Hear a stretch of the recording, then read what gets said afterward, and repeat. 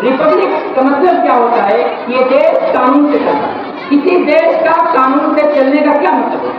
देश में कानून के नाफिज होने से हमें कौन से फवायद हासिल हुए?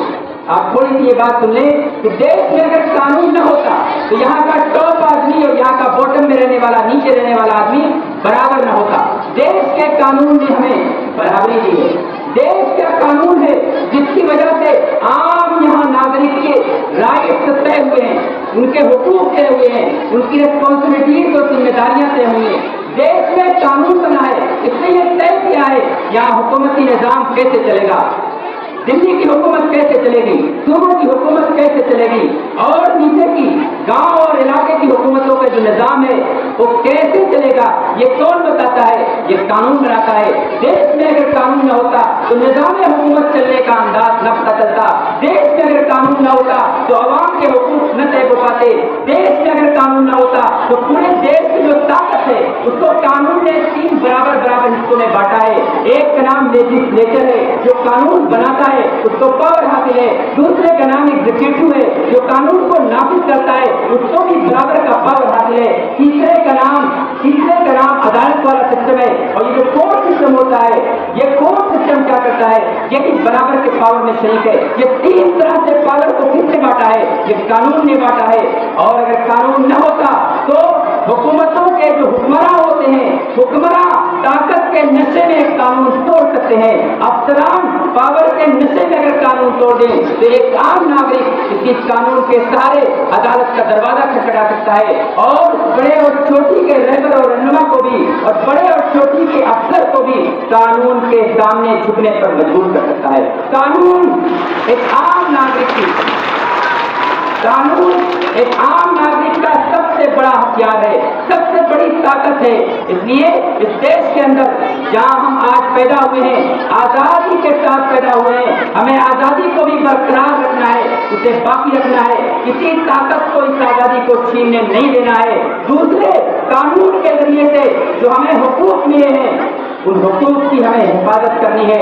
कानून गरीबों के काम आता है, कानून कमजोरों के काम आता है, कानून अकलियतों की जरूरत है, कानून दलित तबके की जरूरत है, कानून कबायली लोगों की जरूरत है। कानून हर कमजोर शख्स का साथ देता है जिसके पास कोई ताकत नहीं होती, जो अनपढ़ है, जो कमजोर है सियासी तौर पर, जो माली तौर पर कमजोर है, उसे अगर इस देश ने ताकत दी है तो सिर्फ कानून के रास्ते से दी है। इसलिए कानून की किताब को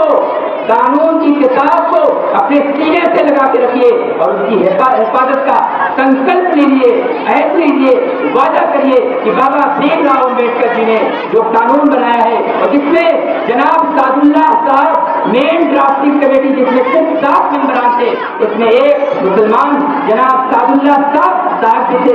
इन लोगों ने जिन मेहनतों के साथ ये कानून कॉन्स्टिट्यूशन तैयार किया है, इस कॉन्स्टिट्यूशन की हिफाजत की जिम्मेदारी हम पर भी है और हमारे आने वाली नस्लों पर है, ताकि इस देश के अंदर हम आजादी के साथ, हम भाईचारे के साथ, हम बराबरी के साथ, हम इंसाफ के साथ इस देश के अंदर जिंदा रह सकें।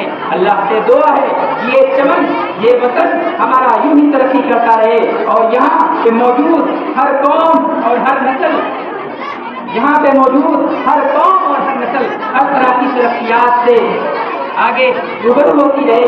मैं इस शेर के साथ वतन के लिए दुआरिया शेर के साथ आपसे विदा होता हूँ कि यहाँ जो फूल खिले